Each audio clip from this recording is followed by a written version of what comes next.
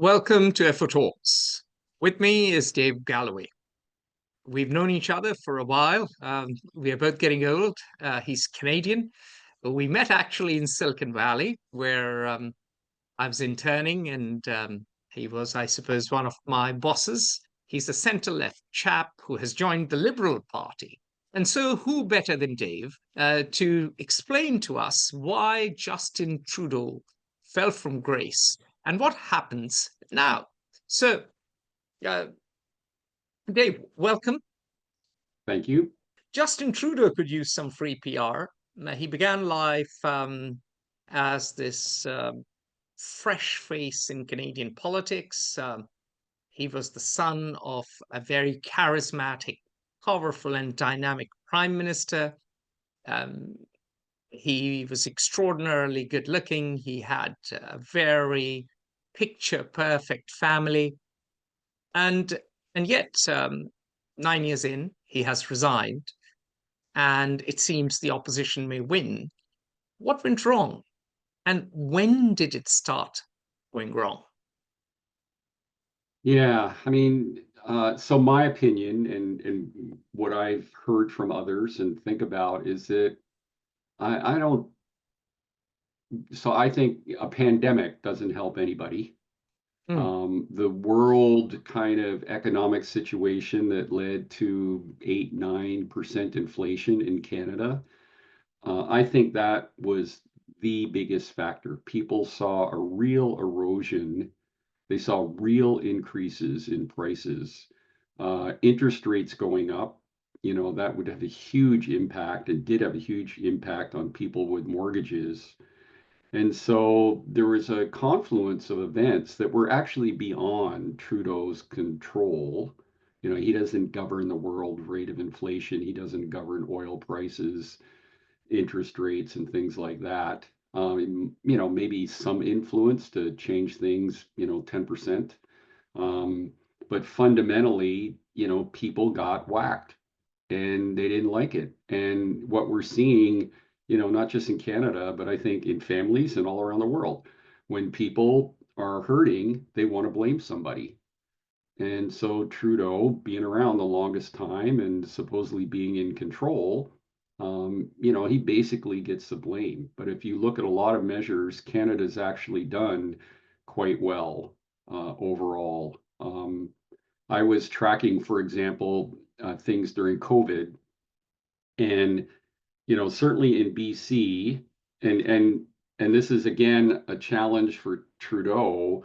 The healthcare systems in Canada are run by the province. The federal government can contribute funds to the province, but they don't control it. So, he's in charge of the country going through a pandemic, but he's got to work through the healthcare systems of each province. And you can get some provinces that are just, they kind of are more on the, weird side of the spectrum as far as I'm concerned, and not believing in all kinds of things around vaccines and stuff like that. So I just think he's come through a very, very difficult time.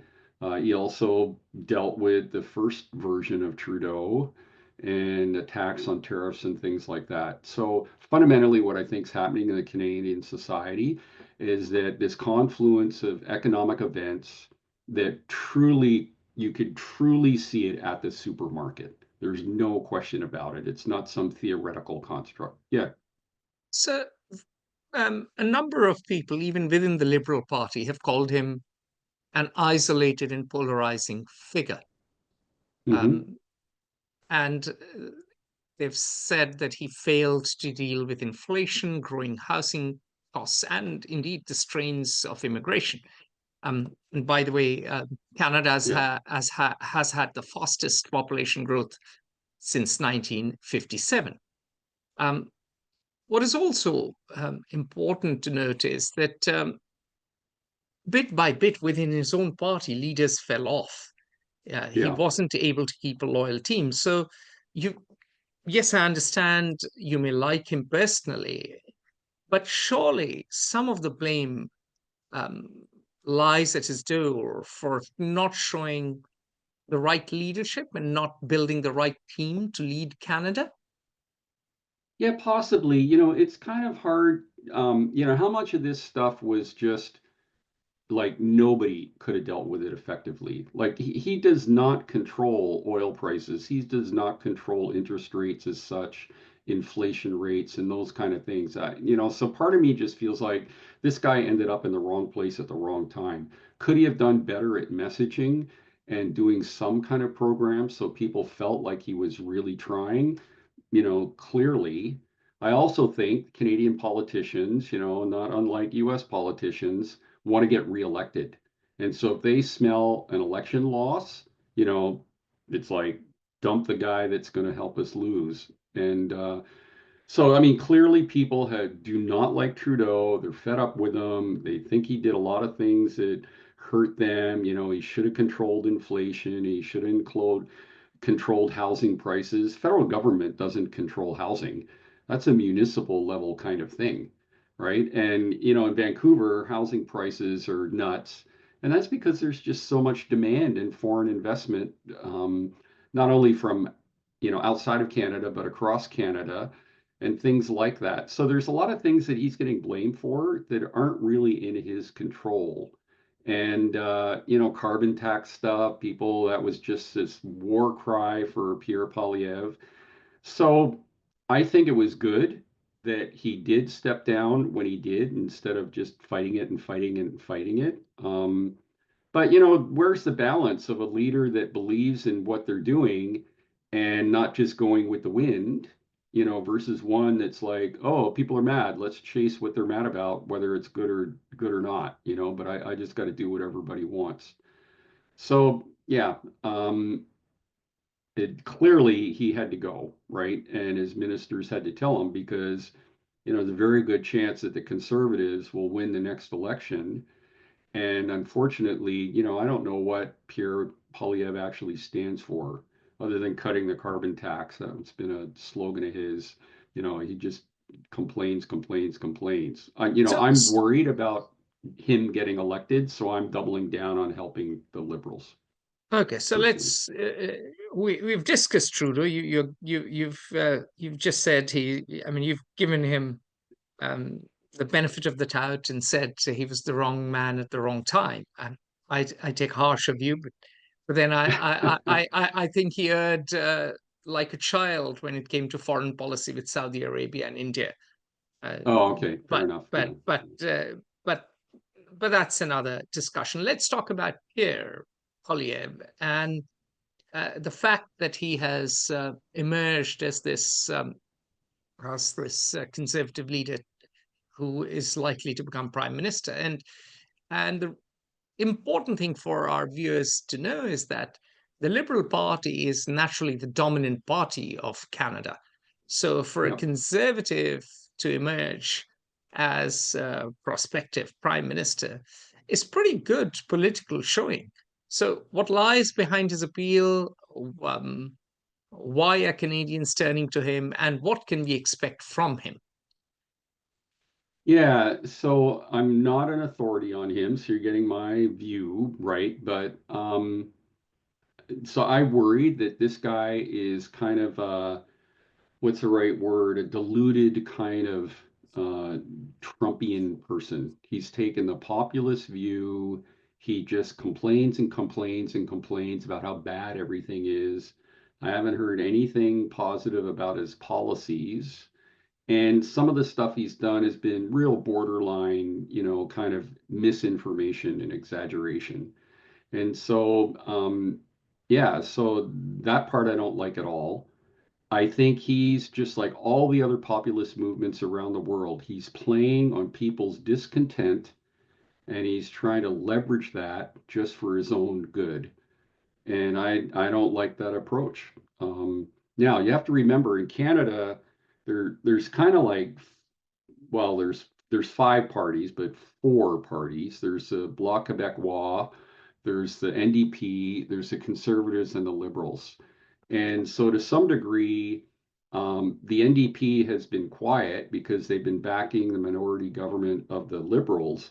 So the only person to really complain is Pierre Poilievre, and so he gets all this news coverage, right? Because he's the opposition, as it were.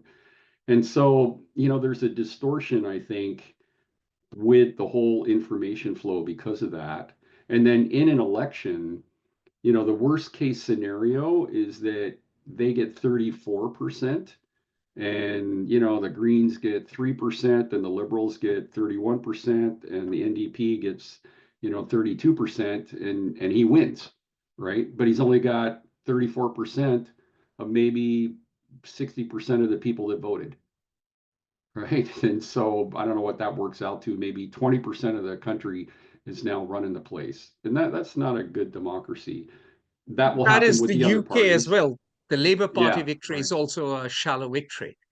Yeah, And yeah, but right. that's the nature of parliamentary democracy. In fact, all Yes, democracies, yes. the leaders are not necessarily getting 50 plus Well, then percent of it's the the same. The Liberals vote. could win by Yeah, 36%, right? And it'd be the same deal, right? And yeah.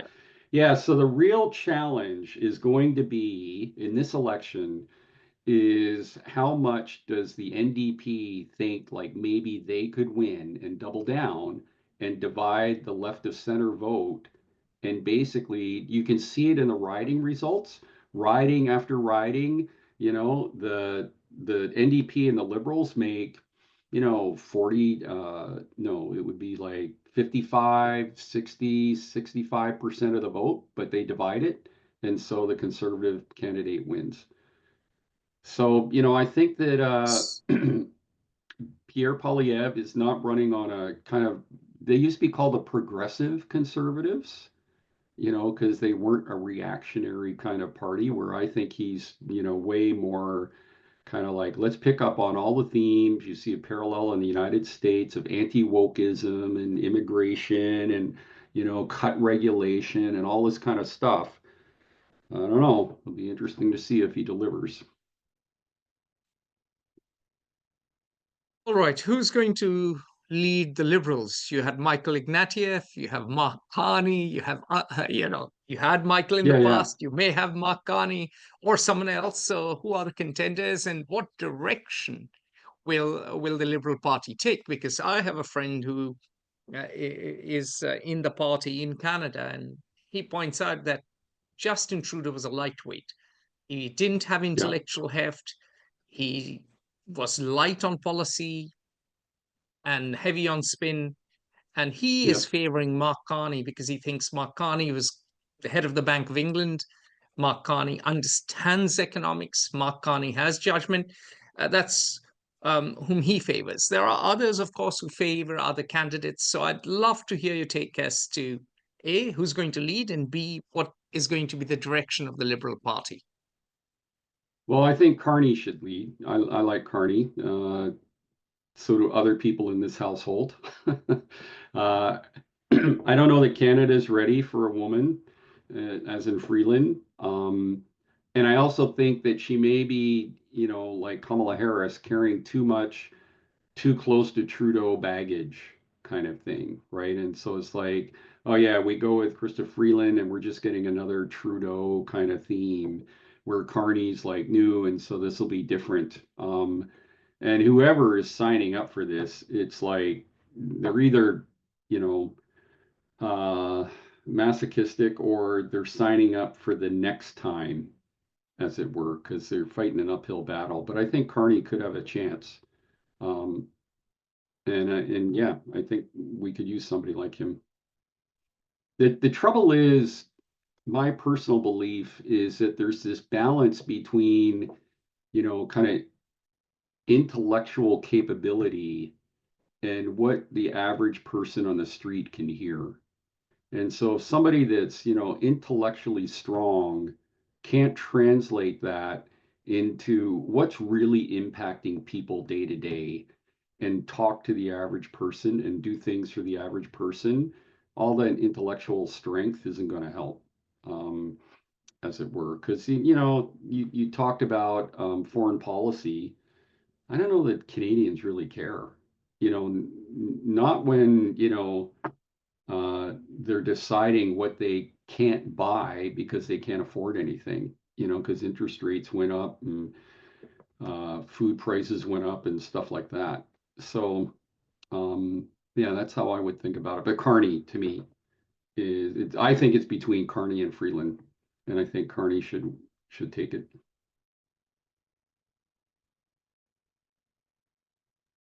And All I right. think So, we have a better chance, against Pierre Poilievre. all right. So, what are the two directions the party goes into? Should Carney win? And should what's her name? Krista Freeland.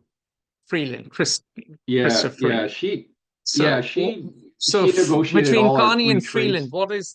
Yeah, what are the two scenarios? What are the two paths for the Liberal Party?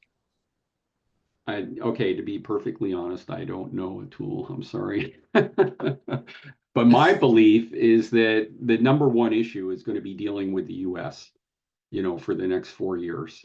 So that's like the elephant in the room, You're right? probably then better off with Carney, who's an economist.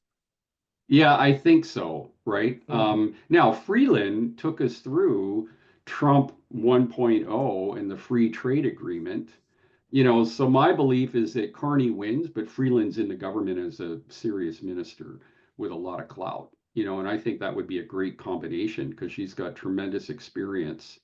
And but Carney with his kind of, as long as he's not too much of a, economic wonk, and people can't relate to him because he's putting in policies that are, going to be good for us over the next 10 years and people don't see it day to day, that would be the problem with getting somebody that's like really, really smart economically, um, but isn't translating that stuff into day-to-day reality for people on the street kind of thing.